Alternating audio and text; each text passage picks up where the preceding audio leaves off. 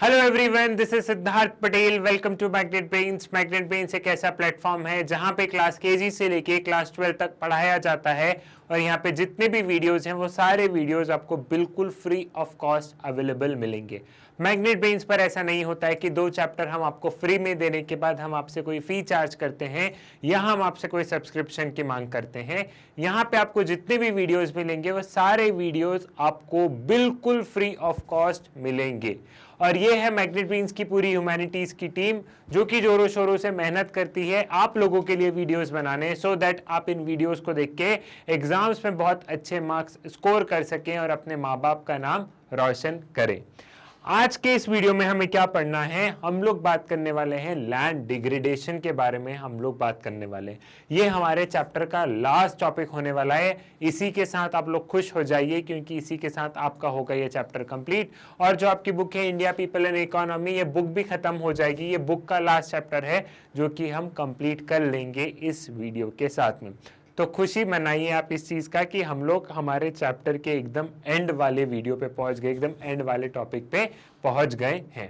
Land degradation से आप क्या समझते हैं? देखो, कोई भी जमीन होती है, अगर मान लो आपने कोई खेती की जमीन है जहां पे कुछ फसल वगैरह लग रही है, तो एक समय तक ही उसमें अच्छा आउटपुट हो पाएगा और उसके बाद में उसका आउटपुट धीरे धीरे कम होने लगता है।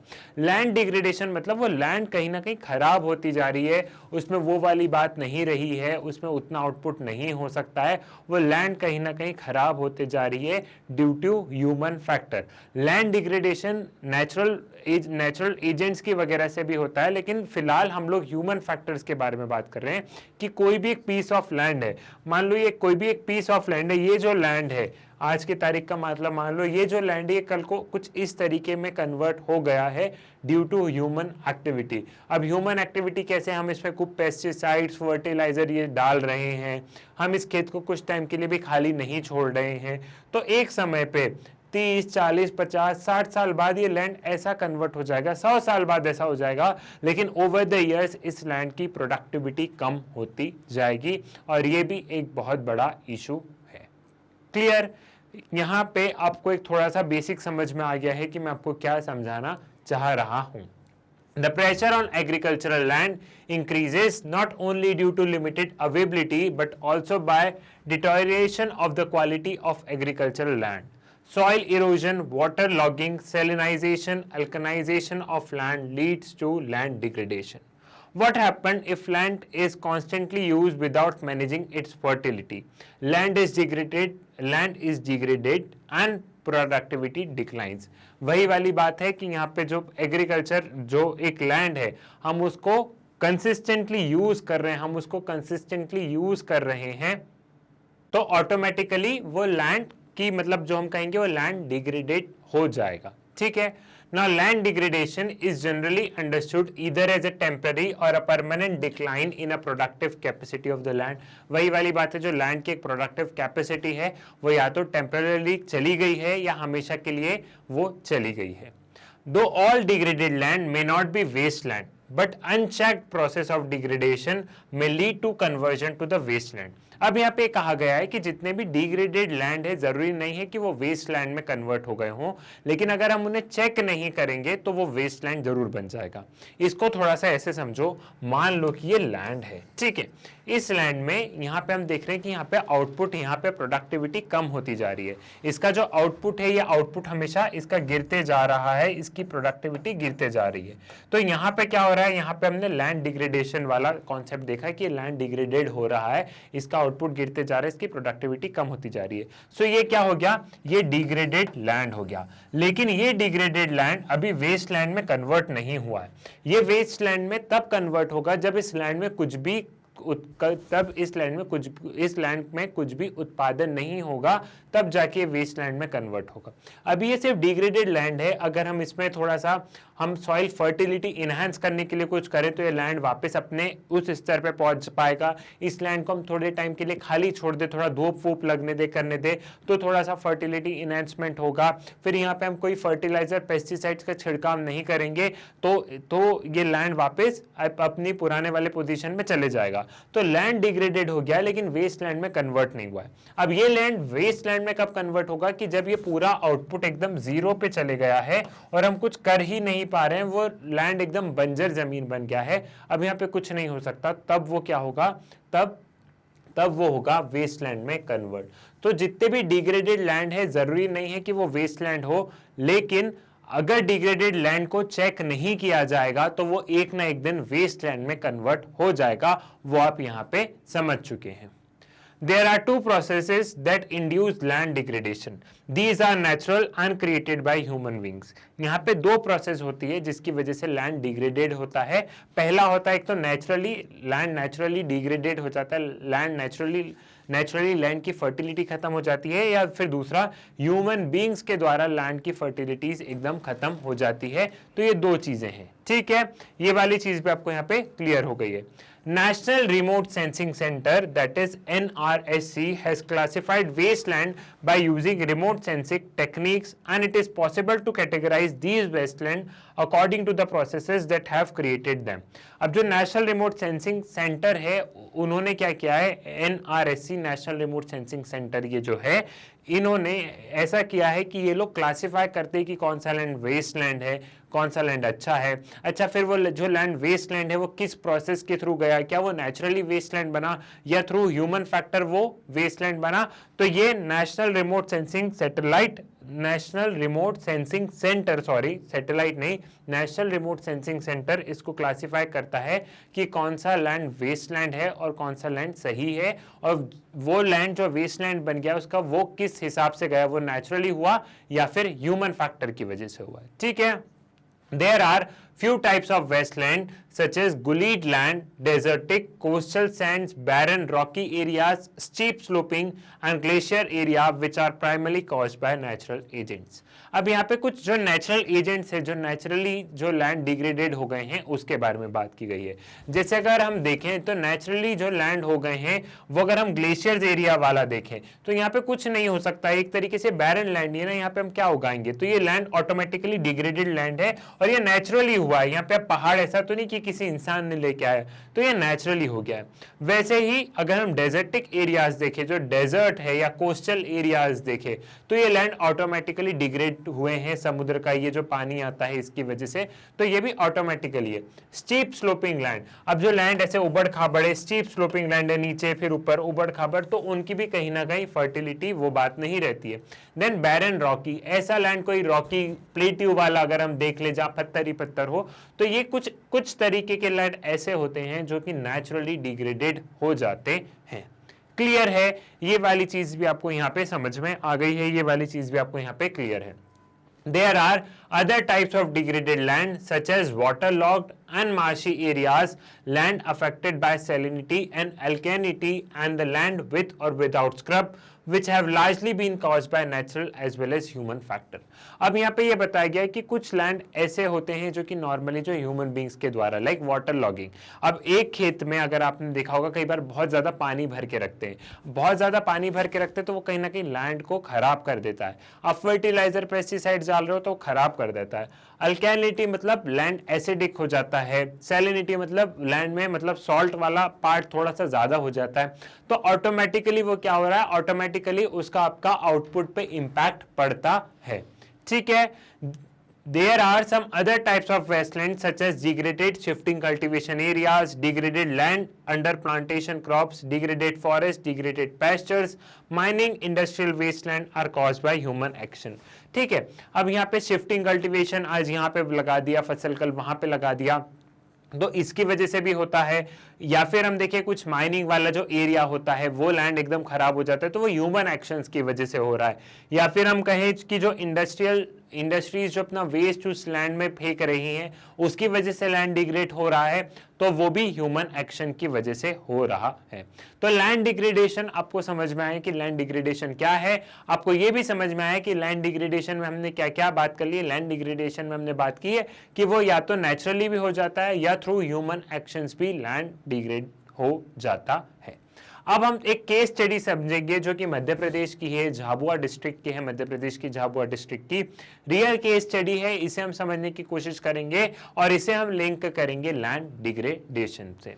Jhabua district is located in western most agroclimatic zone in Madhya Pradesh. ठीक है, यहाँ पे ये झाबुआ डिस्ट्रिक्ट सिचुएटेड है, इसको आपको मैप में देखना है। ठीक है, यहाँ पे झाबुआ डिस्ट्रिक्ट ऑफ मध्य प्रदेश यहाँ पे लोकेटेड है, मैप में यहाँ पे आती है।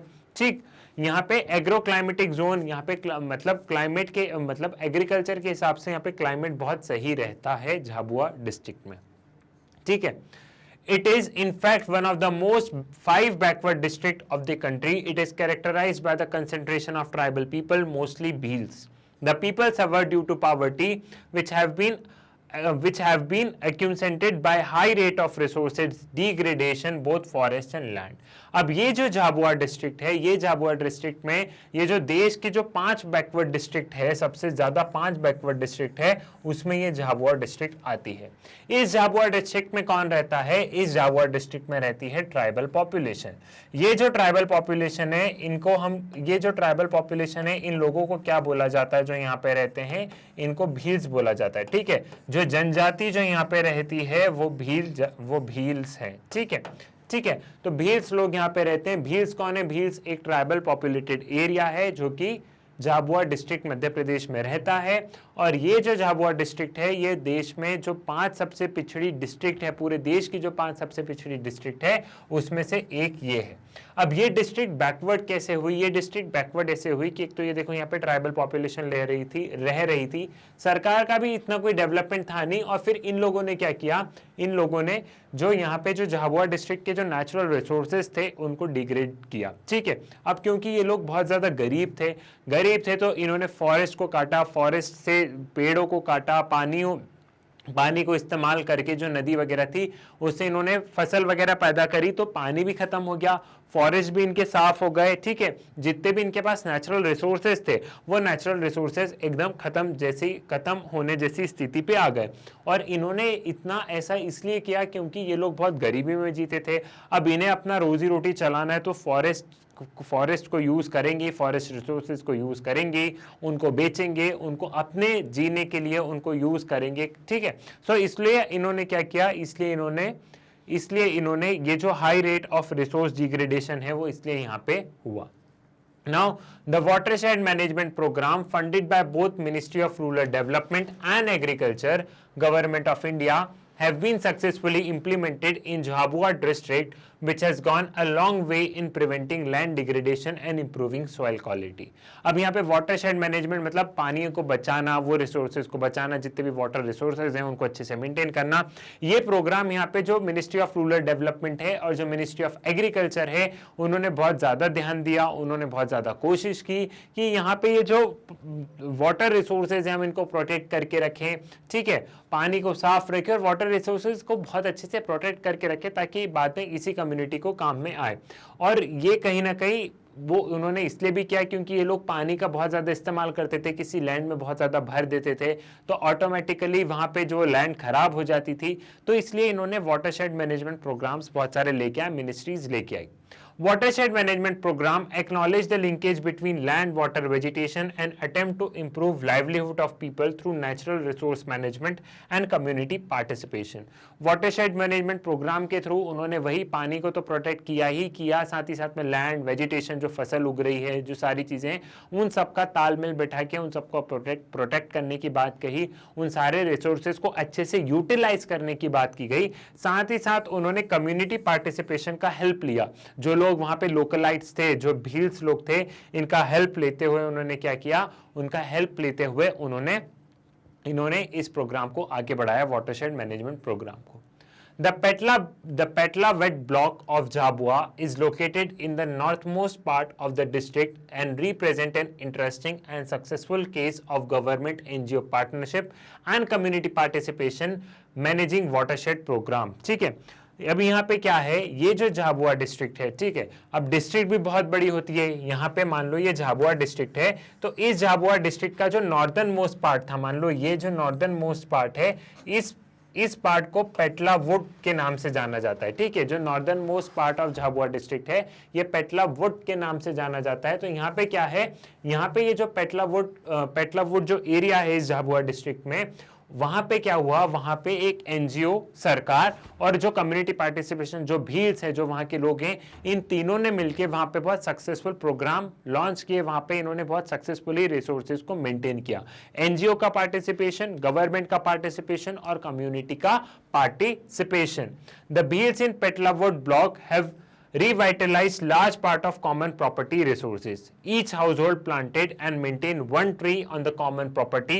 They have also planted fodder grass on the pasture land and adopted social fencing of these lands for at least 2 years. अब इन्होंने यहाँ पे क्या किया, पेटला वेट ब्लॉक में इन्होंने क्या किया, यहाँ पे इन्होंने क्या कि एक कॉमन एरिया, ठीक है, मान लो कि यहाँ पे हम ऐसा ले लेते हैं कि ये पूरा पेटलावुड, ये झाबुआ डिस्ट्रिक्ट है, इस झाबुआ डिस्ट्रिक्ट के नॉर्दर्न पार्ट को बोला गया है कि ये पेटलावुड पार्ट है, और यहाँ पे गवर्नमेंट, एनजीओ और कम्युनिटी पार्टिसिपेशन करके इन्होंने यहाँ पे रिसोर्सेज को मेंटेन किया। अब कैसे इनका पार्टनरशिप हुई, इन्होंने क्या किया, इन्होंने इस लैंड को कॉमन लैंड घोषित कर दिया कि ये जो लैंड है ये कॉमन लैंड है, और यहाँ पे क्या करेंगे, यहाँ पे जितने भी लोग हैं सारे लोग यहाँ पे एक एक पेड़ लगाएंगे, सारे लोग यहाँ पे कुछ ग्रेजिंग के लिए वो ग्रास वगैरह लगाएंगे जिससे कि इनकी भेड़ बकरी यहाँ पे चरेंगी, ठीक है। सो इन्होंने कॉमन प्रॉपर्टी का कॉन्सेप्ट लेके आए। कॉमन प्रॉपर्टी में जितने भी लोग रहेंगे सब एक एक पेड़ लगाएंगे, सब उस पेड़ की देखभाल करेंगे, साथ ही साथ कॉमन में वो लोग कुछ ग्रेजिंग के लिए कुछ ग्रासेस वगैरह का यहाँ पे करेंगे, और ये ग्रासेस उनकी कैटल वगैरह के लिए रहेगी, ठीक है। सो यहाँ पे कॉमन प्रॉपर्टी का कंसेप्ट आया, और फिर उन्होंने सोशल फेंसिंग की। Social fencing in the sense वो लोग खुद इस चीज का प्रोटेक्ट करते थे कि यहाँ पे इस चीज का कोई मिसयूज तो नहीं कर रहा है, मतलब यहाँ पे जितनी भी चीजें हैं उस एरिया में सब लोगों ने पेड़ लगाए, उस एरिया में सब लोगों ने ग्रेजिंग के लिए कुछ ना कुछ अपनी घास वगैरह लगाई, तो इसकी लोग आपस में देखभाल भी करते थे कि हाँ अच्छा तू सो रहा है मैं देखभाल कर रहा हूं, मतलब आपस में देखभाल करते थे। अब क्या हुआ, यहाँ पे जब बहुत सारे पेड़ लग गए, बहुत सारे इनके पास चारा आ गया, वो घास वाला चारा आ गया, तो ये लोग उसी चारे में अपनी बकरियां छोड़ देते थे, वही वहां पे बकरियां वगैरह खा रही हैं, उन्हीं पेड़ के ये लोग रिसोर्सेज यूज करते थे। तो इन्होंने देखा कि सारे लोग बहुत एक अच्छी हेल्दी रिलेशनशिप मेंटेन कर रहे थे, और सारे रिसोर्सेज का भी अच्छे से यूटिलाइजेशन हो रहा था। उस कॉमन प्रॉपर्टी में जब सबने एक एक पेड़ लगाया, अपने अपने लिए घास उगाई, तो सबने वहां पे बहुत अच्छे से घास इन द सेंस वो ग्रेजिंग कैटल के लिए, ठीक है, आप वो समझ रहे हैं यहाँ पे। तो यहाँ पे इन्होंने देखा कि सारी चीजें बहुत अच्छे से हो रही है उस कॉमन प्रॉपर्टी में, ठीक। ये वाली चीज आपको यहाँ पे समझ में आई। और यहाँ पे इन्होंने क्या किया कि ये जो लैंड था इन्होंने ओपन कर दिया, वहां पे जितने भी लोग थे उन सबके लिए ओपन कर दिया कि आओ भैया कोई भी रिसोर्सेज लो, कोई भी अपनी भेड़ बकरियां यहाँ पे चराओ और जाओ, जो जितने भी वहां लोग रहते थे, ठीक है, मतलब उस एरिया के जितने भी लोग रहते थे उनके लिए वो लैंड ओपन था।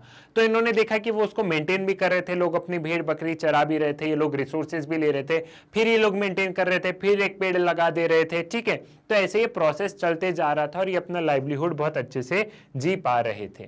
फिर यहाँ पे एक इंटरेस्टिंग होता ये है कि इस गांव के ये जो पेटलावुड जो ब्लॉक बोला है, इसके अगल बगल के एरिया के जितने भी लोग थे ये सब लोग आ गए कि नहीं नहीं भैया ये प्रॉपर्टी तो हमारी है, ये प्रॉपर्टी तो हमारी है।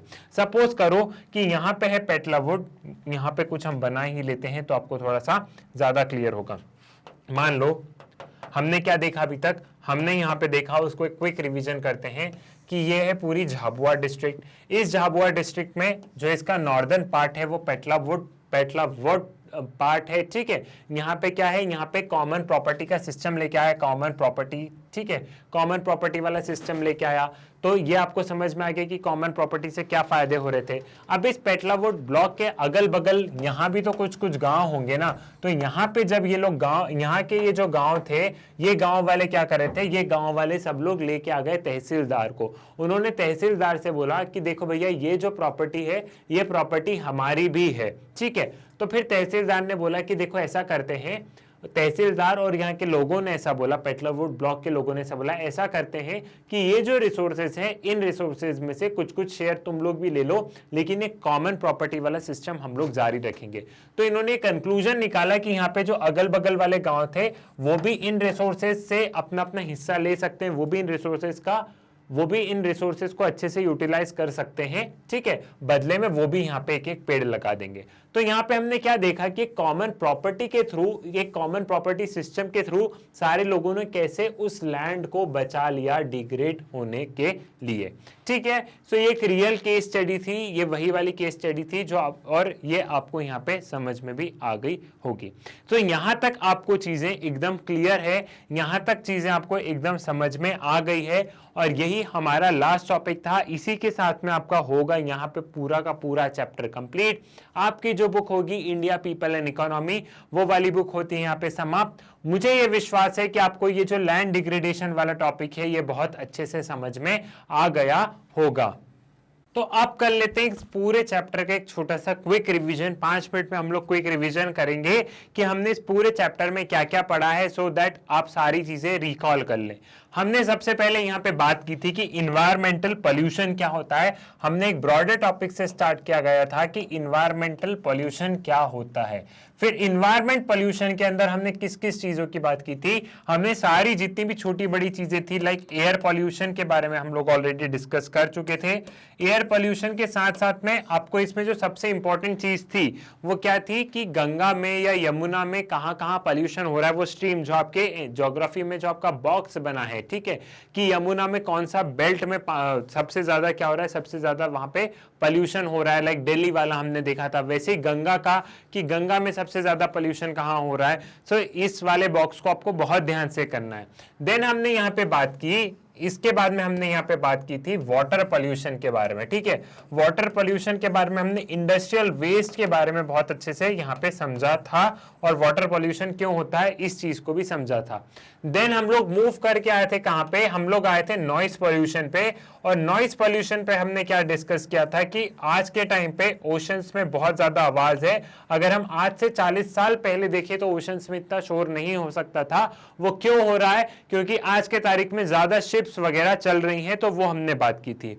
देन हमने यहाँ पे क्या डिस्कस किया था, उसके बाद में हमने यहाँ पे जो चीजें डिस्कस की थी उसमें एक था अर्बन वेस्ट डिस्पोजल वाला इशू, जो था कि अर्बन एरियाज में लोग क्या कर रहे हैं, लोग सामान कहीं भी फेंक देते हैं और उसको डिस्पोज करने की जो समस्या आ रही है उस पे हमने अच्छी खासी चर्चा की थी। और इसके बाद में हमने यहाँ पे, इसके बाद में हमने किस चीज के बारे में बात की थी, हमने बात की थी रूरल अर्बन माइग्रेशन के बारे में, कि गांव से शहर के टुवर्ड जब लोग जा रहे हैं तो फिर क्या समस्या आ रही है। और इसमें हमने एक केस स्टडी देखी थी रमेश की, याद करो, ठीक है, कि वो कैसे जगह दर दर भटकता है, कैसे इधर उधर जाता है। और इसमें हमने देखा था कि जो गांव के खास करके जो आदमी रहते, जो पुरुष रहते हैं, ठीक है, जो मेल मेंबर रहते हैं, वो माइग्रेट करते हैं और अपना बीवी बच्चा परिवार सब घर छोड़ देते हैं। तो इस माइग्रेशन का दौर को भी हमने देखा था। देन हमने किस चीज के बारे में बात की, देन हमने बात की थी प्रॉब्लम्स ऑफ स्लम्स के बारे में बात की। और प्रॉब्लम्स ऑफ स्लम्स में हमने किस चीज को समझा था, प्रॉब्लम्स ऑफ स्लम्स में हमने एक तो धारावी को देखा था, और स्लम्स में कौन लोग रह रहे हैं, क्या है, और उनके ऊपर जो पूरी जो सिटी है वो सिटी कैसे डिपेंडेंट है। इसमें हमने एक धारावी का, जो मुंबई बेस्ड जो एशिया का सबसे बड़ा स्लम है, उसके बारे में हमने बात कर चुके हैं। और लास्ट टॉपिक हमारा था लैंड डिग्रेडेशन, जो कि हमने इस वीडियो में पढ़ा है। आई होप ये सभी चीजें, सारी चीजें आपको क्लियर हो गई होंगी। ऐसा कोई सा भी टॉपिक नहीं बचा होगा जो कि आपको समझ में नहीं आया होगा। आई होप सारे कॉन्सेप्ट, सारी चीजें आपको समझ में आ गई होगी। इसी के साथ में आपका होता है यहाँ पे चैप्टर कंप्लीट, और जो आपकी बुक है इंडिया पीपल एंड इकोनॉमी, वो भी इस टॉपिक के साथ में, इस चैप्टर के साथ में होती है कंप्लीट। तो खुशी मनाइए, आपने आपकी सारी पढ़ाई कर ली है। सो मैग्नेट ब्रेन्स के वीडियो YouTube से तो आप एक्सेस कर ही सकते हैं, बट बहुत बार ये होता है कि आपको YouTube पे वीडियो नहीं मिल पाते हैं। तो उसका सोल्यूशन भी मैग्नेट ब्रेन्स लेके आया है, वो है मैग्नेट ब्रेन्स की वेबसाइट। मैग्नेट ब्रेन्स की वेबसाइट पे पहुंचने के लिए सिंपली आप लोग गूगल पे जाइए, गूगल पे आप magnetbrains.com लिख के सर्च पर क्लिक कीजिए। जैसे ही आप magnetbrains.com लिख के सर्च पर क्लिक करेंगे, कुछ इस तरीके का इंटरफेस आपको नजर आएगा। नीचे दिया गया होगा एक्सप्लोर टॉप कोर्सेज, यहाँ CBSE state board Hindi medium, olympiad, NTSC, CBSE English medium, जिस चीज की आपको पढ़ाई करनी हो आप उस पर जाके क्लिक कर सकते हैं। फिलहाल मुझे सीबीएसई इंग्लिश मीडियम की पढ़ाई करनी है, तो मैं जाऊंगा, मैं सीबीएसई इंग्लिश मीडियम पे टच करूंगा, यहाँ पे सभी क्लासेस ओपन अप हो जाएंगी। अब मुझे 6th का पढ़ना है तो 6th का पढ़ लूंगा, 9th का पढ़ना है तो 9th का पढ़ लूंगा। फिलहाल मैं 12th का पढ़ना चाहूंगा, तो मैं गया, मैंने 12th पे टच किया। जैसे ही मैं 12th पे टच करूंगा, यहाँ पे क्लास 12th के जितने भी सब्जेक्ट के वीडियोस बन गए होंगे वो सभी आपको स्क्रीन पर नजर आ जाएंगे। और अगर आप थोड़ा सा स्क्रॉल करके नीचे जाएंगे तो यहाँ पे आपको क्या दिखेगा, यहाँ पे आपको दिखेगा क्लास 12th का ज्योग्राफी। और जैसे ही आप क्लास 12th के ज्योग्राफी पर क्लिक करेंगे, यहाँ पे क्लास 12 ज्योग्राफी के आपको वीडियोस दिखेंगे। ये जो वीडियोस होंगे ये आपकी एनसीईआरटी बुक के अकॉर्डिंग होंगे, चैप्टर वाइज फॉर्मेट में आपकी वीडियोस अरेंज होंगे एंड चैप्टर वाइज में भी टॉपिक वाइज वीडियोस अरेंज मिलेंगे। So it is up to you, अगर आप यूट्यूब से कंफर्टेबल है तो यूट्यूब से पढ़िए, लेकिन अगर आपको यूट्यूब पे वीडियो नहीं मिल पा रहे हैं तो आप मैग्नेट ब्रेन्स की वेबसाइट से इन वीडियोस को एक्सेस कर सकते हैं, या आप लोग मैग्नेट ब्रेन्स का ऐप डाउनलोड कर सकते हैं प्ले स्टोर से। सो वहां से भी आप इन वीडियोस को एक्सेस कर सकते हैं। आप लोगों के लिए एक और बड़ी बात है कि मैग्नेट ब्रेन्स ने अपना एक नया चैनल लॉन्च किया है, उस चैनल का नाम है मैग्नेट ब्रेन्स हिंदी। ये जो चैनल है, ये वाला चैनल टोटली हिंदी मीडियम वाले स्टूडेंट्स के लिए है। यहाँ पे चाहे सीबीएसई का बच्चा हो या कोई भी स्टेट बोर्ड का बच्चा हो, अगर वो हिंदी मीडियम में पढ़ाई करता है तो यहाँ पे सभी के वीडियोस यहाँ पे बिल्कुल फ्री ऑफ कॉस्ट मिलेंगे सारे बोर्ड्स के, और सारा कंटेंट बिल्कुल हिंदी में अवेलेबल रहेगा। सो अगर कोई आपका फ्रेंड, रिलेटिव, भाई बहन कोई अगर हिंदी मीडियम में पढ़ाई कर रहा हो तो आप उन्हें मैग्नेट ब्रेन्स हिंदी वाला चैनल जरूर रिकमेंड कीजिएगा। मैग्नेट ब्रेन्स एक ऐसा चैनल है जहाँ पे क्लास केजी से लेके क्लास 12 तक पढ़ाया जाता है, और यहाँ पे जितने भी वीडियोस हैं वो सारे वीडियोस बिल्कुल फ्री ऑफ कॉस्ट अवेलेबल हैं। सो आप लोग ज्यादा से ज्यादा इन वीडियोस को शेयर कीजिए, मैग्नेट ब्रेन्स के बारे में बताइए, अपने स्कूल, कॉलेज, ट्यूशन भाई बहनों को बताइए। साथ ही साथ वीडियो को लाइक कीजिए, चैनल को सब्सक्राइब कीजिए।